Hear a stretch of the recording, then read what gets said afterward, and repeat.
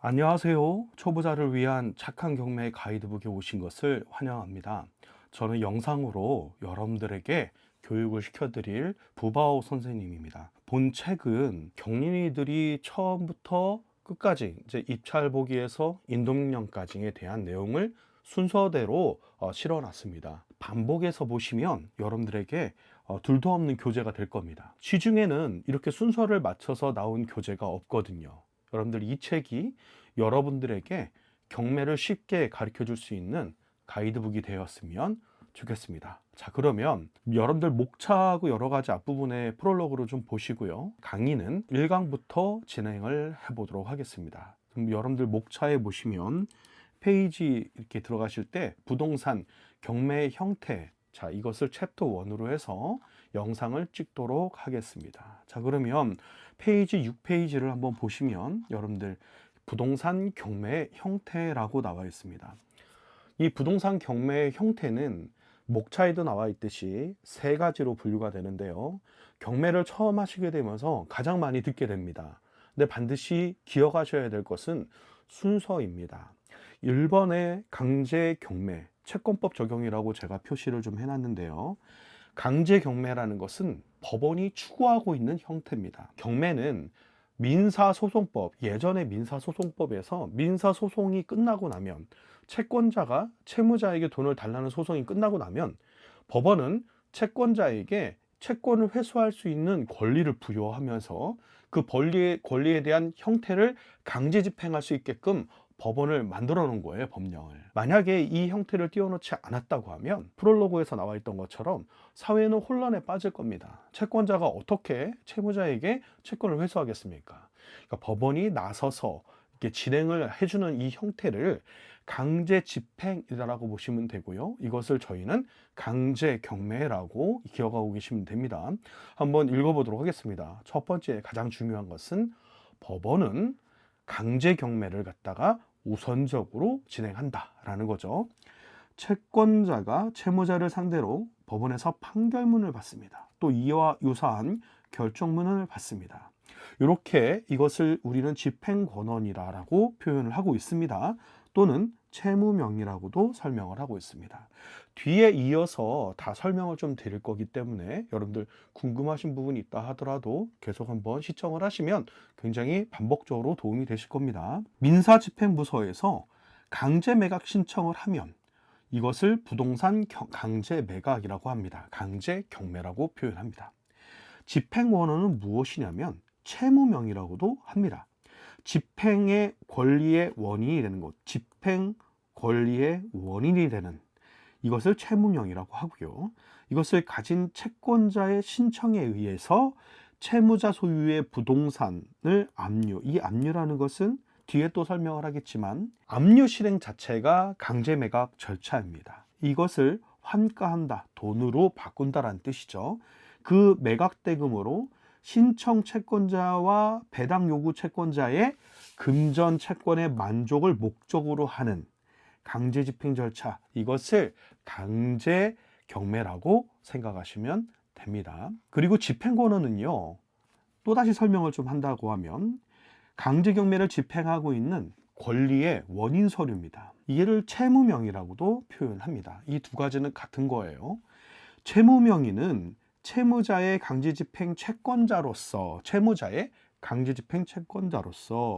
법원 등 행정기관에서 인정받은 공문서의 명의자입니다. 집행 명의자라는 의미도 갖고 있습니다. 근데 보통은 저희는 집행권원 그리고 채무명의라고 표현을 합니다. 자, 그렇다면 채무명의, 집행권원에 해당하는 문서를 갖다가 여러 형태가 있는데 여러분들 한번 보시길 바랍니다. 기억하시고 반복해서 보시다 보면 여러분들이 이해하실 수 있으니까 한번 보도록 하겠습니다. 1번 확정된 이행 판결문. 당연히 소송에 의해서 확정된 이행 판결문은 채무명의 곧 집행권원에 해당합니다. 청구 또는 이행의 소에서 승소받은 판결문, 이것도 집행권원이고, 확정된 지급명령, 여러분들 지급명령 결정문도 이것 또한 채무명의 집행권원입니다. 채무자의 이의가 없어 확정된 결정문이죠. 가집행 판결문. 여러분들 우리나라는 민사소송이 1심, 2심, 3심으로 진행되어 있는데 민사소송 1심에서 가집행 결정을 받아도 이것도 집행권원의 권리를 갖고 있는 판결문이 해당합니다. 조서 또한 집행권원에 해당하는데요. 양쪽 채권자와 채무자가 조정을 했거나 화의를 했거나 서로 인정을 해서 인락조서 등을 판결로 만든 겁니다. 이것 또한 채무명의 집행권원에 해당하죠. 자, 그러면 약속어음 공증에 대해서도 한번 보도록 하겠습니다. 5번 약속어음 등 공증된 문서 중에서 약속어음 채무이행이라는 게 있습니다. 약속어음으로 만약에 공증을 했다고 하면 이 또한 집행권원이 되어집니다. 여러분들 기억하시기 바랍니다. 강제경매가 진행되려면 채무자의 명의로 부동산이 있어야 됩니다. 당연히 부동산이 있어야 하지만 강제매각 신청을 할 수 있겠죠. 채무자가 소유자인 경우입니다. 근데 여러분들 소유자, 채무자가 소유자가 아닌 경우도 있어요. 말하자면 소유자가 담보 제공을 해준 겁니다. 채무자는 의리되어질 수도 있어요. 이거를 갖다가 물상보증인이라고 표현하는데요. 소유자가 자기의 부동산을 담보로 제3채무자를 갖다가 인정해 주는 경우입니다. 이 또한 채무자가 됩니다. 나중에 등기부 등본을 보다 보면 소유자는 갑인데 채무자는 을인 경우가 있습니다. 자식인 경우거나 친척이거나 뭐 사업상 파트너이거나 이렇게 될 수 있거든요. 이것을 저희는 물상보증인이라고 하는데요. 보통은 소유자와 채무자가 동일인인 경우가 많습니다. 채권자는 소유자, 채무자의 부동산의 채무 이행을 목적으로 처음에는 가압류를 하지요. 이 가압류는 민법상 보전 처분이다라고 합니다. 말하자면 채권자의 청구 또는 이행의 소를 제기하기 전, 소송을 제기하기 전에 채무자가 재산을 갖다가 제3자에게 팔아버리거나 뭐 말하자면 넘겨버릴 수 있겠죠. 이것을 방어하기 위해서 채무자의 재산을 묶어두는 행위, 이것을 보전처분이라고 합니다. 또는 소송을 통해 판결받은 결정문, 이거는 저희는 집행권원이라고 했지요.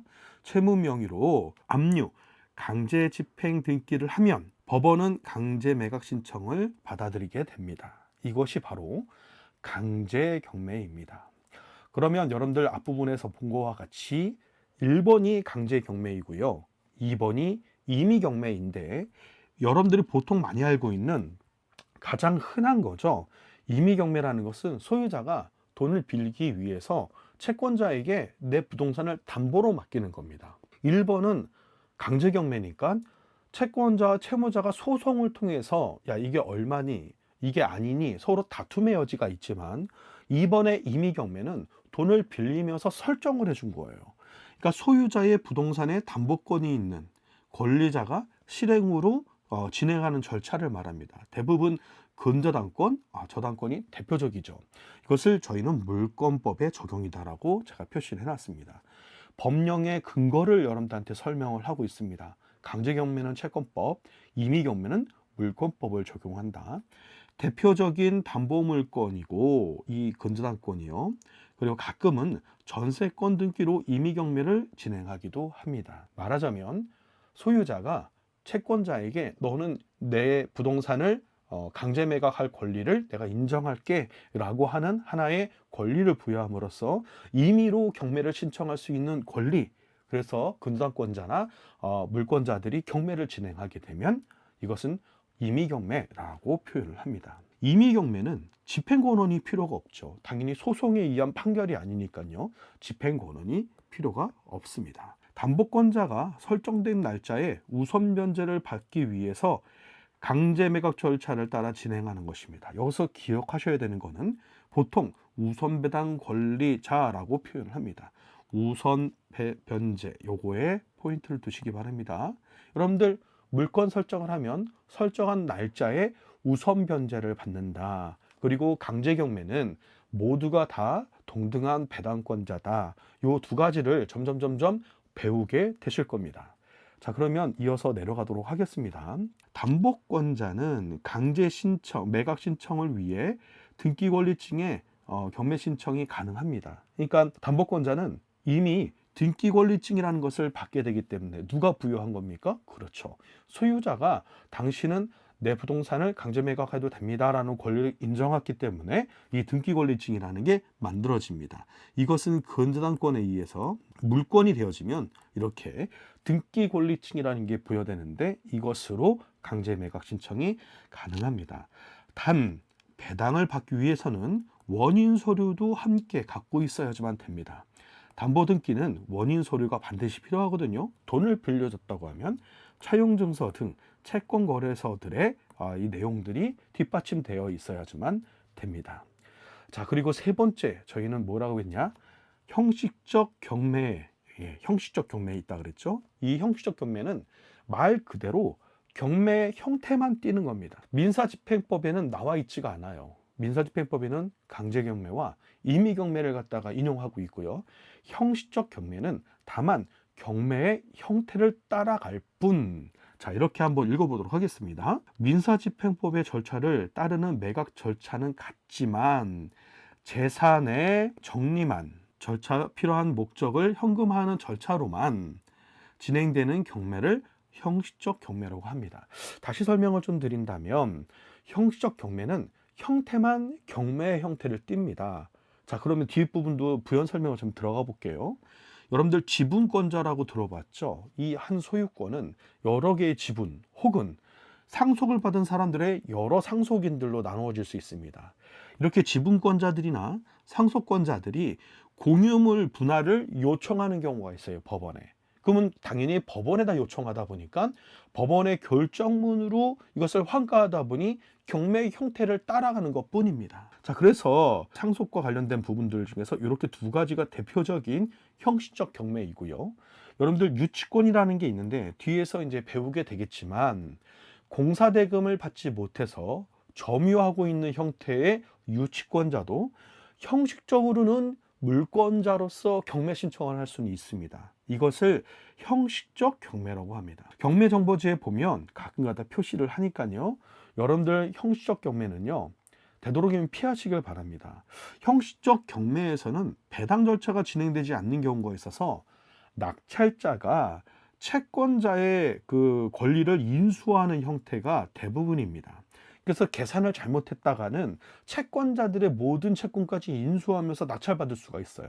그래서 반드시 전문가의 도움이 필요한 형태입니다. 자, 이렇게 여러분들 오늘은 경매의 형태에 대해서 배웠는데요.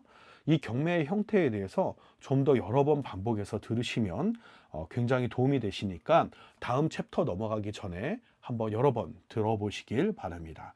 오늘은 여기까지 챕터 1에 대해서 공부했습니다. 수고하셨습니다.